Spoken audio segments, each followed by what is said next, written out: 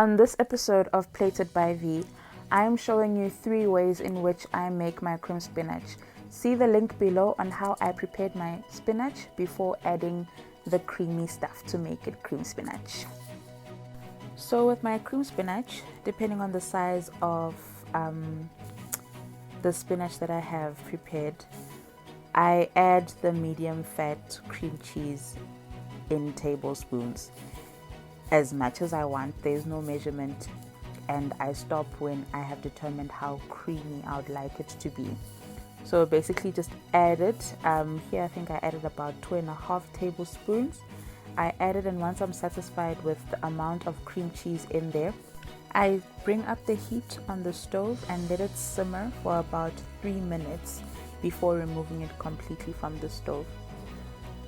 Once your spinach starts simmering, you turn off your stove and you can remove immediately or leave for extra another 2 minutes on the stove plate before you remove it. Method 2 is basically combining my cooked spinach with basic white sauce. I've left the link below in the description box on how I prepared my basic white sauce, and I add this until I'm satisfied with the creaminess, and then I turn up the heat on the stove and let it simmer again for another 2 minutes before removing it from the stove. The third way in which I prepare my cream spinach is also with fresh cream. So this one is quite a bit of a process. It involves flour. So I've added my oil there, and to that ratio I'm going to add 1.5 teaspoons of cake flour, and I'm going to use a whisk and whisk it throughout the oil.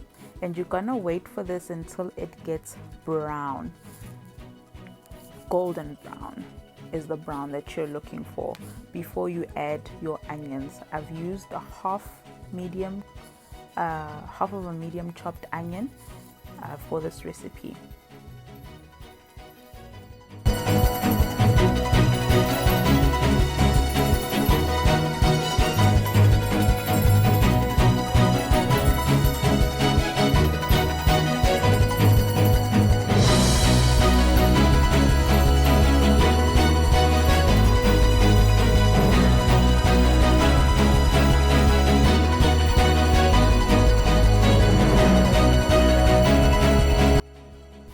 I'm adding in 1 teaspoon of crushed garlic after frying in my onions. Also assess your heat, make sure that you're not burning, and reduce your heat on the stove accordingly.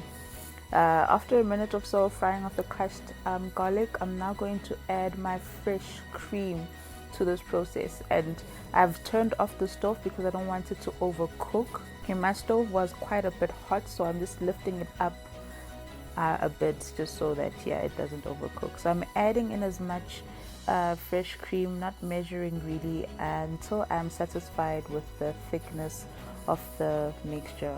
At the end of the day, I ended up using the whole 175 ml of the cream. This method is actually another method on how I make white sauce. Just the different thing is that my onions would be much finer in this instance as opposed to how thick they are in the video right there. So have my stove on low, and I'm just going to season the sauce with black pepper and garlic and herb. I'm adding it sparingly. So I think I added about 1 teaspoon of black pepper and 1 tablespoon of garlic and herb seasoning, and I'm going to mix it there on low heat and just allow it to simmer. Another way in which I cook my spinach is by pouring hot boiling water over it and covering it closed and leaving it there for 5 minutes, thereafter draining the water. Before adding my spinach to the pan, I'm removing my sauce because I don't want it to be too creamy or too watery for my liking. So just to make sure that I've got enough, I'm adding my spinach first and mixing it with the sauce that's left in the pan, and then I'm going to add it back until I'm satisfied with how creamy it is.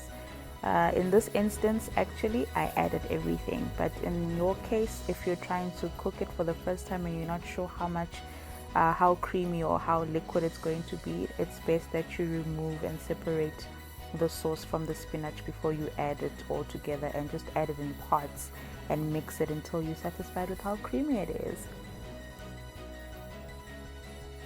Again, I bring up the heat on my stove and I let it simmer for about 2 minutes. Once it starts simmering, I switch off my stove and I leave it there for about an extra 2 to 3 minutes before I serve.